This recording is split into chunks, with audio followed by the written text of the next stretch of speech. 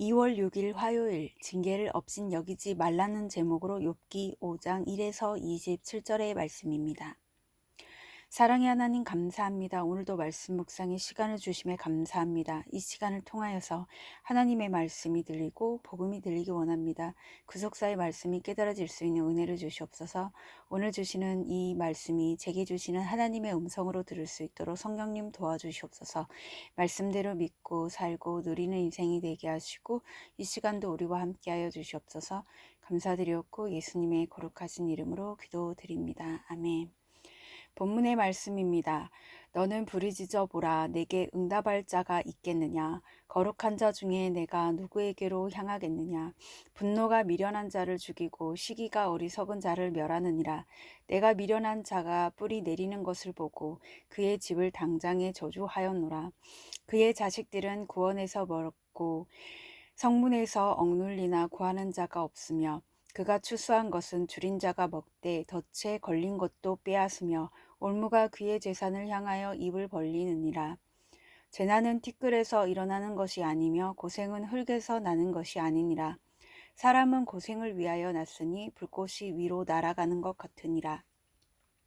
나라면 하나님을 찾겠고 내 일을 하나님께 의탁하리라. 하나님은 헤아릴 수 없이 큰 일을 행하시며 기이한 일을 셀 수 없이 행하시나니 비를 땅에 내리시고 물을 밭에 보내시며 낮은 자를 높이 드시고 애곡하는 자를 일으키사 구원에 이르게 하시느니라. 하나님은 교활한 자의 계교를 꺾으사 그들의 손이 성공하지 못하게 하시며 지혜로운 자가 자기의 계교에 빠지게 하시며 간교한 자의 계략을 무너뜨리심으로 그들은 낮에도 어두움을 만나고 대낮에도 더듬기를 밤과 같이 하느니라. 하나님은 가난한 자를 강한 자의 칼과 그 입에서 또한 그들의 손에서 구출하여 주시나니 그러므로 가난한 자가 희망이 있고 악행이 스스로 입을 다무느니라. 볼지어다 하나님께 징계받는 자에게는 복이 있나니 그런즉 너는 전능자의 징계를 없인 여기지 말지니라. 하나님은 아프게 하시다가 싸매시며 상하게 하시다가 그의 손으로 고치시나니 6가지 환난에서 너를 구원하시며 7가지 환난이라도 그 재앙이 내게 미치지 않게 하시며 기근 때의 죽음에서 전쟁 때의 칼의 위험에서 너를 구원하실 터인즉 내가 혀의 채찍을 피하여 숨을 수가 있고 멸망이 올 때에도 두려워하지 아니할 것이라. 너는 멸망과 기근을 비웃으며 들짐승을 두려워하지 말라.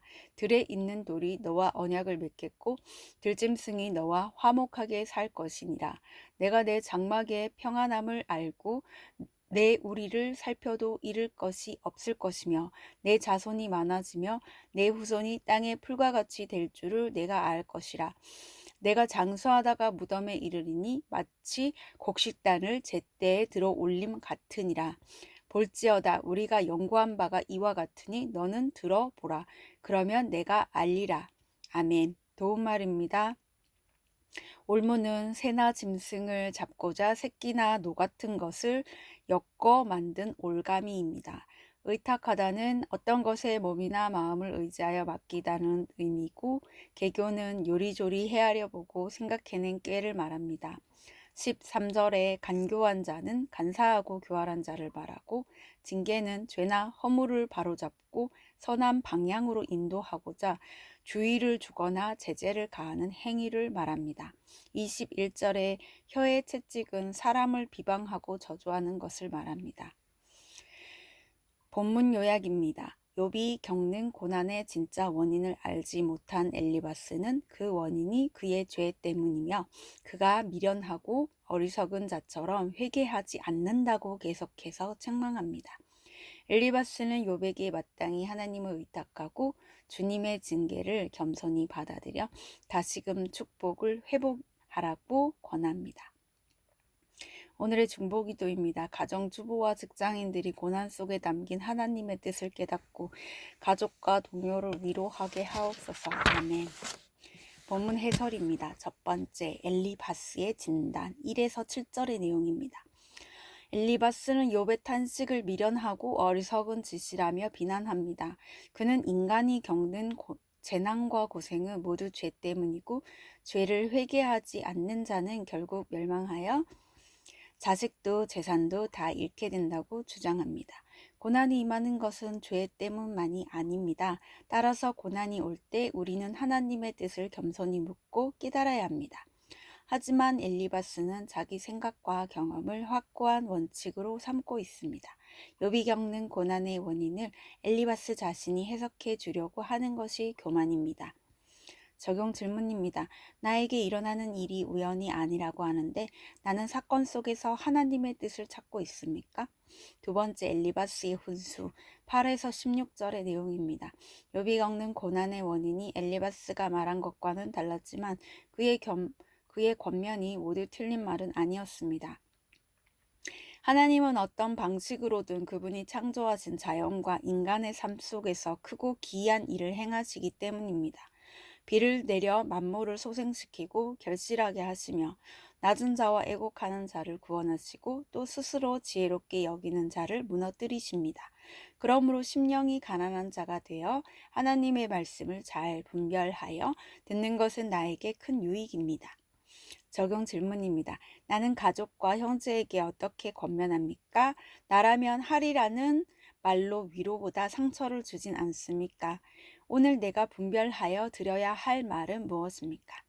세 번째, 하나님께 징계받는 자 17에서 27절의 내용입니다.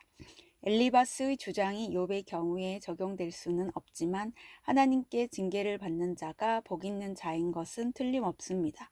우리는 스스로 거룩해질 수 없는 존재이기에 징계를 통해 하나님의 자녀임을 확신하고 거룩하게 되기 때문입니다. 어떤 환난이라도 하나님의 사랑과 구원에서 결코 우리를 끊을 수 없기에 우리는 이를 두려워할 필요가 없습니다. 징계가 곧 고난이고 저주인 것 같지만 사실 이때야말로 하나님의 은혜를 가장 깊이 경험할 수 있는 때입니다. 적용 질문입니다. 나는 지금 어떤 징계를 받고 있습니까? 그 징계의 유익은 무엇입니까? 오늘 기도하기는 하나님의 뜻을 제대로 분별하지 못한 채 고난당하는 자들을 함부로 정죄했음을 고백합니다. 채울하지도 못하면서 입으로만 권면하는 자가 되지 않게 하옵소서. 설령 마음에 들지 않는 충고를 듣게 되더라도 잘 분별하여 그것을 통해 하나님의 말씀을 깨닫게 하옵소서. 아멘. 묵상 간증입니다. 정답만 말하는 동생이란 제목으로 김영민님의 말씀 적용글입니다. 저는 부모님의 얼굴조차 모른 채 4살 때부터 친형과 보육원에서 자랐습니다. 그러던 어느 날 형이 학교 폭력 가해자가 되어 보육원에서 나가야 하는 사건이 찾아왔습니다. 저는 그때 처음으로 아버지를 보았고 아버지가 있다는 사실에 안도했습니다. 이후 형은 아버지와 함께 살게 되었지만 몇 달 뒤 아버지는 형의 퇴소금만 챙기고 집에서 내쫓았습니다. 저는 그 모습을 보며 크게 낙담했고 아버지가 원망스러웠습니다. 그래서 세상에서 꼭 성공하겠다고 다짐하며 살았습니다. 그러던 중 저는 보육원 선생님의 권유로 교회를 다니게 되었습니다. 난생 처음 공동체의 사랑을 느끼며 하나님을 알아갔습니다. 그럼에도 저는 하나님 없이 혼자 외롭게 사는 형에게 돈 버는데 열심을 내지 않는다며 무시하는 말을 쏟아냈고 형에게 돈을 빌려주면서 형이 제 눈치를 보게 했습니다. 그러다 보니 얼마 전 형에게 안부차 연락했을 때도 형의 첫마디는 돈 열심히 모으고 있으니 걱정하지 마. 금방 돌려줄게 였습니다. 순간 극심한 고난 중에 있는 욥에게 정답만 말하는 엘리바스가 바로 나라는 생각이 들었습니다. 그래서 저는 이후 형과 통화하면서 아버지에게 2번이나 버림받은 형의 상처와 지금까지 혼자 힘들게 살아온 이야기를 잠잠히 들어주었습니다. 그러자 형은 하나님을 만나 변화된 제 모습에 매우 놀라워했습니다. 저는 이렇게 형과의 관계를 회복시켜 가시는 과정 속에서 주님의 역사하심을 느낄 수 있었습니다. 또한 그동안 형에게 필요한 건 따뜻한 위로와 공감이었음을 다시 한번 깨닫게 되었습니다.